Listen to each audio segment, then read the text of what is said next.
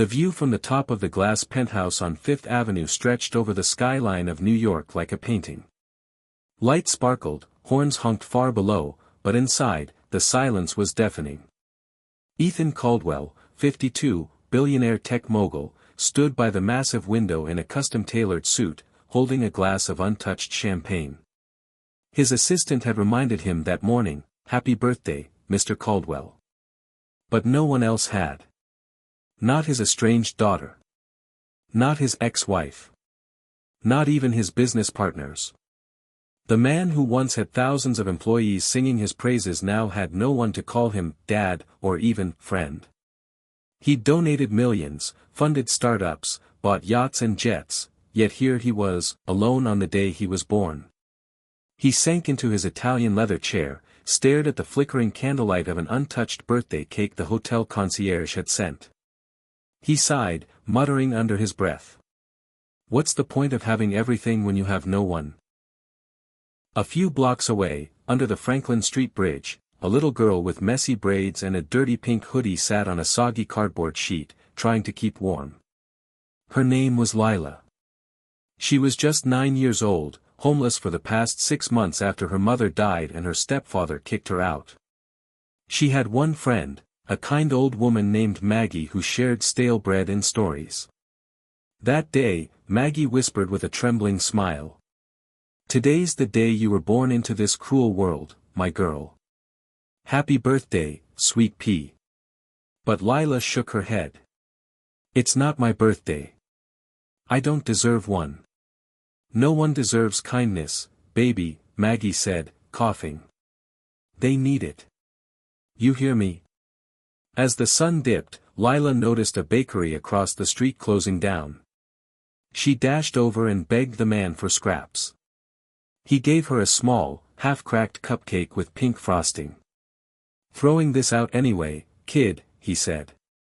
She clutched it like treasure. Ethan couldn't take the silence anymore. Without a plan, he walked out of his building and wandered the streets of Manhattan with his coat collar up and his head down, looking older than his years. At the same moment, Lila noticed him from across the street. Something about his eyes reminded her of herself, lonely, tired, invisible. Gathering courage, she crossed the road, almost getting hit by a bike. She stood before the billionaire with that little cupcake in hand. "Mister, I know this is weird, but, happy birthday," she said, holding out the cupcake. Ethan stared at her, stunned. "Why do you think it's my birthday?" She shrugged. "I don't know. You look like someone who needs a birthday wish." There was something in her voice, unfiltered, real, that punched right through his walls. His lips trembled. He dropped to a knee, eye level with her. "I haven't had someone wish me happy birthday like that since I was a kid," he whispered. "Then maybe that's what you needed," she smiled. They sat together on the cold edge of a sidewalk. Ethan lit a match from his silver case, stuck it in the cupcake, and Lila made him close his eyes. "Make a wish." Ethan closed his eyes, then opened them. "I wish I could go back and fix things." She didn't understand what he meant, but she said softly, "You still can." He took a deep breath. "What's your name?" "Lila." He looked at her thin arms, bruised knees, and the dirt on her cheeks. She didn't ask for money. She didn't beg. She gave. And something cracked open inside him. Ethan invited Lila to a nearby diner. He ordered her pancakes and hot chocolate. In the warm light, she shared her story. Her mom was a waitress who died of pneumonia. Her stepfather was cruel. She ran. She had no other family. The system failed her. Ethan sat silently as his heart broke. Then he stood and whispered. "Wait here." He ran outside and called his assistant, furious. "I want every homeless shelter director in NYC on a call in the next hour. And get CPS, but someone I can trust. I want this girl off the streets tonight." A week passed. Lila now lived in a safe foster home Ethan had personally vetted. She was enrolled in school, had clothes, books, and a warm bed. But something still gnawed at Ethan. He kept going over her mother's name in his mind. He asked for records, old photos, anything he could find. Then one day, his world flipped upside down. DNA test results arrived. Lila was his granddaughter. His estranged daughter, Melissa, had married young, left home, and never returned. She died alone in a cheap apartment. And her daughter was the little girl who had offered him a cupcake on his birthday. Ethan visited Lila again. His hands trembled as he held a folded photo, a picture of her mother as a young girl. "Do you know who this is?" Lila gasped. "That's my mom." "How do you have that?" Tears welled in his eyes. He dropped to his knees. "Because, she was my daughter." Lila stared at him. You're my grandpa." He nodded. She didn't speak.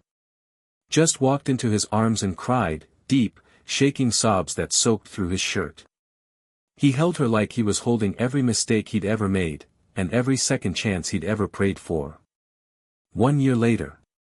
Ethan didn't throw a lavish party.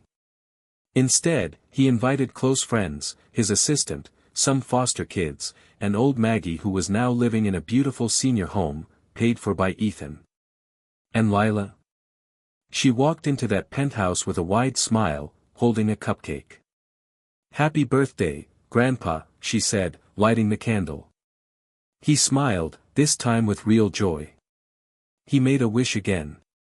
But when he opened his eyes, he didn't say what it was. He just looked around, at the warmth, the people, the laughter.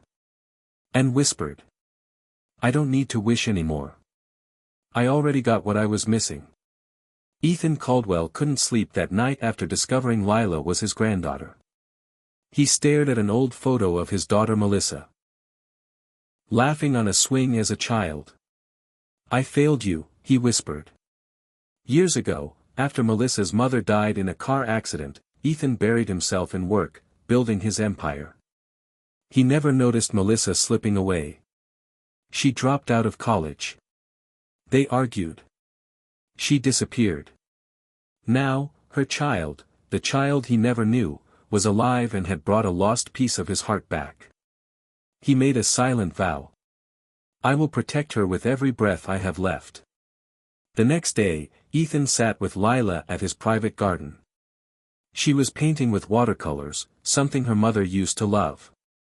He gently asked, "Did your mom ever talk about me?"